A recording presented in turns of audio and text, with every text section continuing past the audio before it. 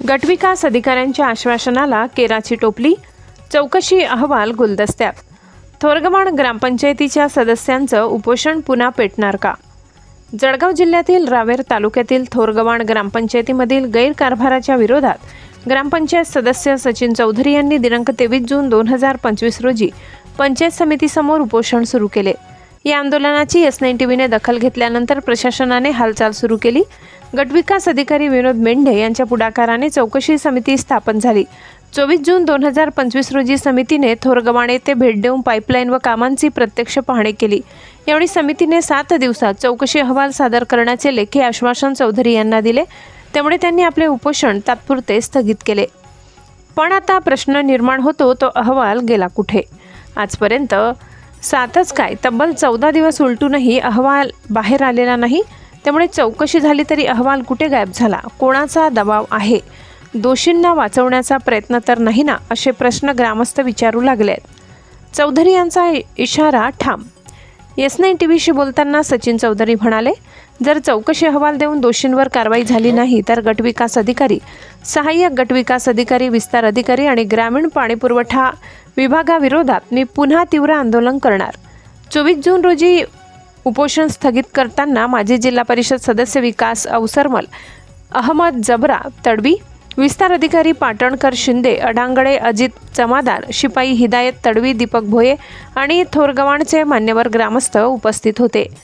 गावकऱ्यांच्या मनात प्रश्न तळमळत आहेत। गटविकास अधिकारी अहवाल बाहेर काढणार की प्रशासन दुर्लक्ष करणार? सचिन चौधरी यांचं पुढचं पाऊल काय असणार याकडे सर्वांचे लक्ष लागले। S9 टीव्ही सत्याचा आवाज, जिल्हा प्रतिनिधी विलास सावकारे।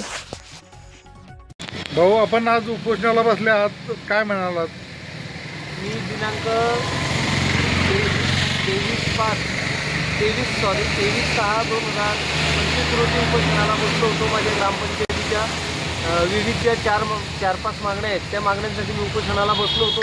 तरी महाराष्ट्र गटविकास अधिकारी यांनी चौकशी समिती नेमून त्या समितीने 24/6ला ग्रामपंचायत गावात थोरगवाड येथे जाऊन त्यांनी चौकशी केली आणि चौकशी केल्यानंतर सायंकाळी मला असे मुख्य कार्यकारी अधिकारी यांच्याकडे कारवाईसाठी रवाना करण्यात येईल या प्रकारचं मला आश्वासन दिनांक 24/6/2025 रोजी दिलं होतं। आणि त्या अनुषंगाने मी उपोषणाला स्थगिती दिली होती की चला आपण एक अधिकाऱ्यांची विनंतीला 7 दिवसाच्या अहवालाची वाट बघूया। परंतु आज जवळजवळ 7/7/2025 रोजी 7/7/2025 येऊन गेली, तरीसुद्धा महाराष्ट्र गटविकास अधिकारी यांनी यांच्या दिरंगाईमुळे, तसेच चौकशी समिती यांच्या दिरंगाईमुळे मला अहवाल मिळू शकला नाही।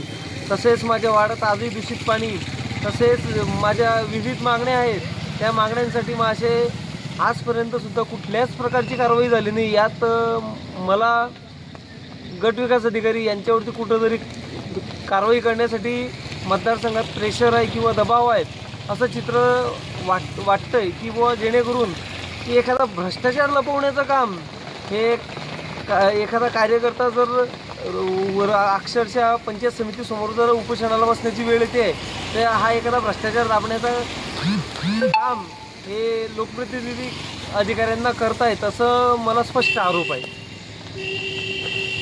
बरं, तुम्हाला जे पत्र दिलं होतं त्यात काय नमूद केलं होतं? मला जे चौकशी समितीचं पत्र दिलं होतं त्या पत्राच्या अनुषंगाने सांगण्यात आलं होतं की आम्ही एक चौकशी समिती नेमलेली आहे आणि चौकशी समिती आम्हाला 7 दिवसाच्या आत आमच्याकडं अहवाल देणार आहे असे आम्ही आदेश चौकशी समितीला दिले आहेत। तरी त्या चौकशी समितीने दिलेला अहवाल आम्ही तात्काळ त्यांच्याकडनं 7 दिवसाच्या आत आमच्याकडे मिळाला तर आम्ही लगेच तुम्हाला त्याची प्रत देऊ असं आम्हाला चौकशी समितीच्या माध्यमातून सांगण्यात आलं होतं।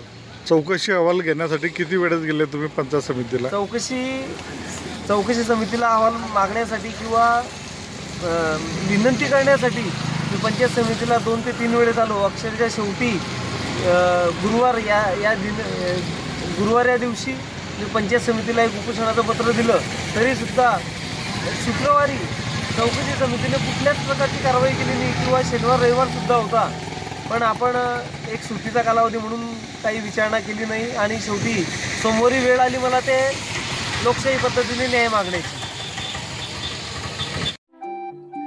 चॅनलला नक्की सबस्क्राईब करा, बेल आयकॉन दाबायला विसरू नका.